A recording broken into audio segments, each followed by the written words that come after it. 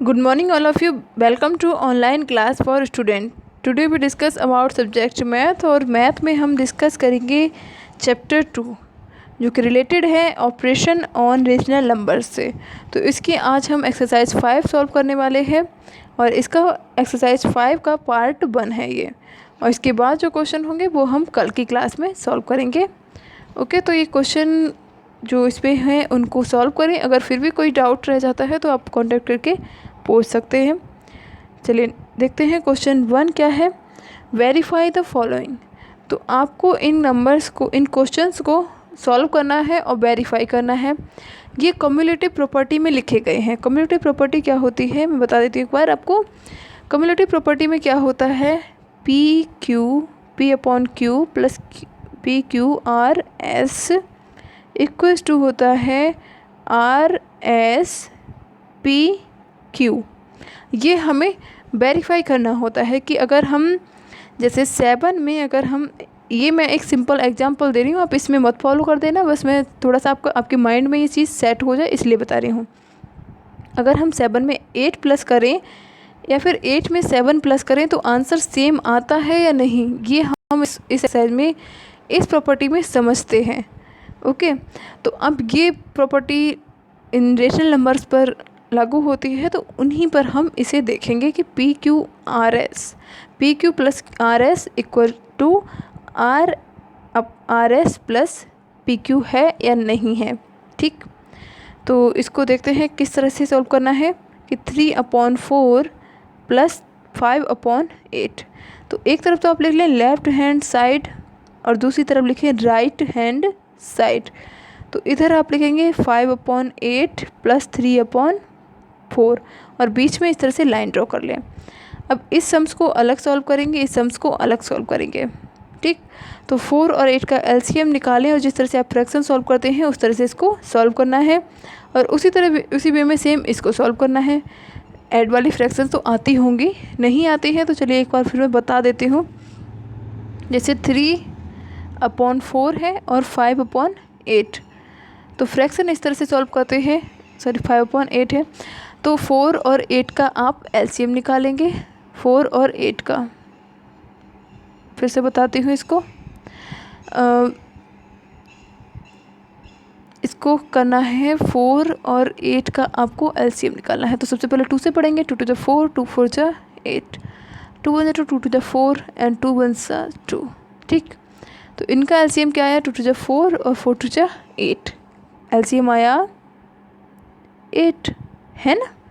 अब जब 8 एलसीएम आ गया है तो अब आपको इसे सॉल्व करना है अपनी इस फ्रैक्शन को। तो 8 यहाँ पे लिखिए। अब ये जो 4 है आपका जो डिनोमिनेटर में है उसका टेबल पढ़िए 8 में। तो कितनी बार गया, 4 2 जा 8, तो 2 बार गया। तो इस 2 का जो जितनी भी बार टेबल जाएगा ऊपर वाले में मल्टीप्लाई कर देना है, यानी न्यूमरेटर में आपको मल्टीप्लाई करना है। तो 2 3 जा 6, फिर आप प्लस लगाएं। अब आपको 8 का टेबल पढ़ना है। 8 में तो कितनी बार गया, 1 बार, तो 1 का आपको 5 में मल्टीप्लाई करना है। तो 1 5 जा 5। तो आपकी ये फ्रैक्शन सॉल्व हो गई। आया आंसर 6 और 5 प्लस होते हैं तो 11 हो जाएंगे, और नीचे तो 8 है ही, तो 11/8 आपका ये आंसर आ जाएगा। ठीक, तो इस तरह से आपको ये क्वेश्चन सॉल्व करने हैं। इसका आंसर तो आ गया, मैंने एक तरफ का लेफ्ट हैंड साइड का आपको सॉल्व करके दिखा दिया है, राइट हैंड साइड का आप अपने आप सॉल्व करें।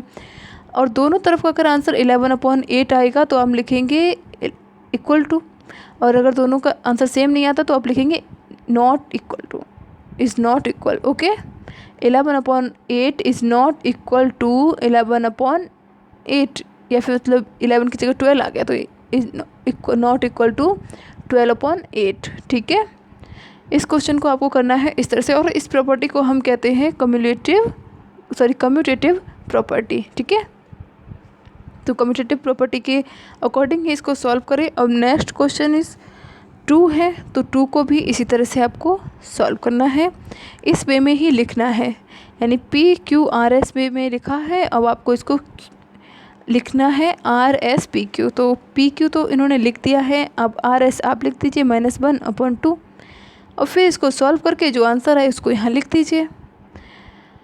ठीक है, अब उसी वे में इसको सॉल्व करना है, कुछ करना नहीं है। पहले तो आपको इसको लिखना सीखना है किस तरह से हम इसको लिखते हैं। ठीक, और लास्ट में भी इसी तरह से इसको लिखना है आपको, ठीक।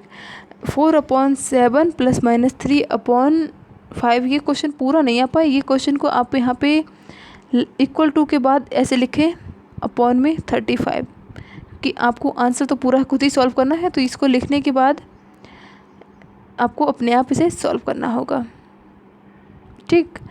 तो next question is verify the following. तो इन जो नंबर्स दिए गए हैं इन सभी को आपको वेरीफाई करना है। किस तरह से सॉल्व करेंगे? अब ये प्रॉपर्टी जो होती है इसको हम कहते हैं एसोसिएटिव प्रॉपर्टी।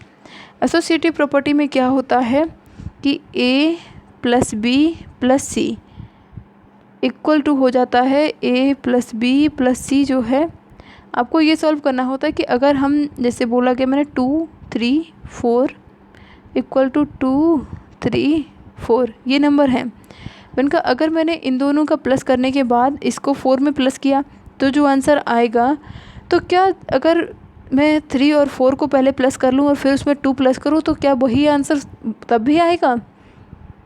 तो वही चीज़ यहाँ पे फाइंड करते हैं हम। तो जैसे आपका क्वेश्चन है ये 1 वाला, तो इसमें आप सबसे पहले इसका आंसर निकालेंगे और जो आ जाएगा फिर उसमें इसको सॉल्व करेंगे। दो फ्रैक्शन इसको जो सॉल्व करेंगे, जैसे मान लिया आंसर आ गया 17/12, तो आप उसमें प्लस करेंगे 7/5 को। ऐसा नहीं है कि 17/12 आ गई तो मैंने रेंडमली ले लिया है अपनी तरफ से, ऐसे ही आपको एग्जांपल देने के लिए। तो फिर जो प्लस करेंगे तो मान लिया यहाँ पे है 1/60, तो ये इसका आंसर आ गया। अब इसी तरह से आपको राइट हैंड साइड का करना है, जिस तरह से ये लिखा गया है। पहले इसका ब्रैकेट सॉल्व करना है, जो इसका आंसर आ गया उसमें आपको -8/5 का प्लस करना है, ठीक। थोड़ा सा टाइम ज़्यादा लेंगे ये क्वेश्चन, तो इसको बहुत ध्यान से करें। अगर कोई डाउट है तो आप वो मुझसे पूछ सकते हैं, ठीक है। और क्वेश्चन नेक्स्ट है 4। तो 4 में भी सेम उसी वे में आपको सॉल्व करना है जिस तरह से मैंने क्वेश्चन 2 समझाया था कि 1/2 और 3/7 लिखा है और 5/8 लिखा है। अब आप देखिए आगे 3/7 + 5/8 लिखा है, क्या नहीं लिखा गया है 1/2, तो वो आप अपने आप लिख देंगे यहाँ पे। तो ये तो फिल इन द ब्लैंक्स तो बहुत ईजी है। Next question is find the additive inverse of each of the following. तो ये जो नंबर दिए गए हैं इनका आपको एडिटिव इनवर्स लिखना है। एडिटिव इनवर्स लिखते हैं जैसे -1 का आपको इस पर मल्टीप्लाई करना है या -1 का इस पर मल्टीप्लाई करना है, बात सेम ही रहती है। तो जैसे 2/5 है, -1 में इसका अगर मल्टीप्लाई करेंगे तो क्या हो जाएगा -2/5, क्योंकि अपॉन में तो 1 ही लगेगा। तो -1 का अगर हम 2 में मल्टीप्लाई किया तो -2 ही तो हो जाएगा, और 1 का अगर 5 में किया तो 5 हो जाएगा, है ना, क्योंकि माइनस प्लस माइनस होता है। कल मैंने साइन नोट करने को भी बोला था। तो इस तरह से आपको ये सभी सम्स करने हैं सॉल्व, -1 का सभी में मल्टीप्लाई करना है, ठीक है। क्वेश्चन 6 मैंने छोड़ दिया है, ये ट्रू फॉल्स हैं तो इसको रहने दीजिए, बाद में क्लास में कभी कर लेंगे इसको, ठीक है। और या फिर कल की क्लास में हम इसको सॉल्व कर लेंगे। जो 6 के ये है और कुछ अलग क्वेश्चन भी होंगे, तो उन सभी को हम कल की क्लास में सॉल्व करेंगे, मंडे की क्लास में। तो इन सभी को सही से सॉल्व करें। अगर कोई डाउट है तो वो आप मुझसे कांटेक्ट करके पूछ सकते हैं। Thanks for watching us.